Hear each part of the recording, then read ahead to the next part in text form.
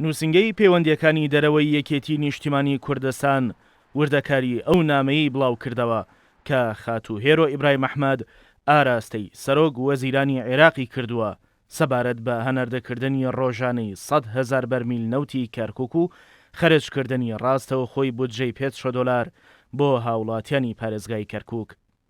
لەو نامەیەدا کە وێنەیەکی دەست کوردسات نیوز کەوتووە خاتوو ھێرۆ ئیبراهیم ئەحمەد دەڵێ بڕیارەکەی حکوومەتی ئیتیحادی سەبارەت بەوەی ڕۆژانە 100,000 بەرمیل نەوتی کێڵگەکانی کەرکوک لە ڕێی بۆریە نەوتیەکانی هەرێمی کوردستانەوە هەناردە بکرێ بڕیارێکی ستەمکارانەیە بەرامبەر خەڵکی کەرکوک، چونکە داهاتی نەوتی هەناردەکراوی پارێزگاکە بە شێوەیەکی شەفافانە و دادوەرانە لە هەرێمی کوردستان خەرج ناکرێ و بەو هۆیشەوە پارێزگای کەرکوک بێبەش کراوە لە شایستاداراییەکانی $500. ئەماش کاریگەری نەرێنی لە سەرگوزەرانی هاوڵاتیان لەو پارێزگایە دروست کردووە.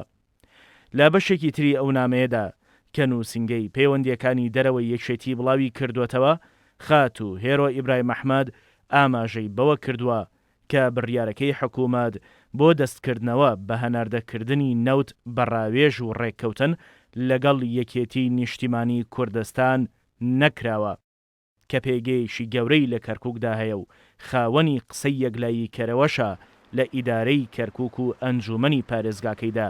نووسنگەی پەیوەندیەکانی دەرەوەی یەکێتی ئاماژەی بۆ ئەوەش کردووە کە ئەو نامەیە پێچەوانەی ئەو بابەتەیە کە لە ڕۆژنامەی شەرق لەوساد بڵاو کراوەتەوە و باسی لەوەش کردووە کە خاتوو ھێرۆ ئیبراهیم ئەحمەد داوای کردووە نەوتی کەرکوک لە ڕێی ئێران و بە تانکەر هەناردە بکرێ. لە نامەکەدا بە هیچ شێوەیەک باسی ئەو بابەتە نەکراوە. نووسنگەی پەیوەندیەکانی دەرەوەی یەکێتی نیشتیمانی کوردستان نیگەرانیشی دەربڕیوە لەو هەواڵ هەڵبەستراوە کە لە ژمارە 13,791 ڕۆژنامەی شەرق لەوسەد بڵاو کراوەتەوە.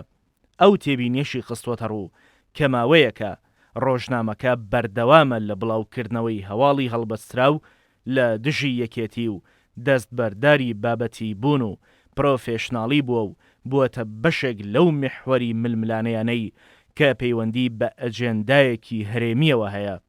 پەیوەندیەکانی دەرەوەی یەکێتی ئەوەشی خستوەتە ڕوو بەداخەوە بەهۆی سیاسەتی هەندێکی شەوە ململانەی هەرێمی ڕەنگدانەوەی لەسەر هەرێمی کوردستان دروست کردووە و ئەو لایەنانە دەیانەوێ سیاسەتی کوردستان بەرەو ئەوە ئاراستە بکەن کە ببێتە بەشێک لەو محوەرگیریەی هەرێمیە بێزراوە.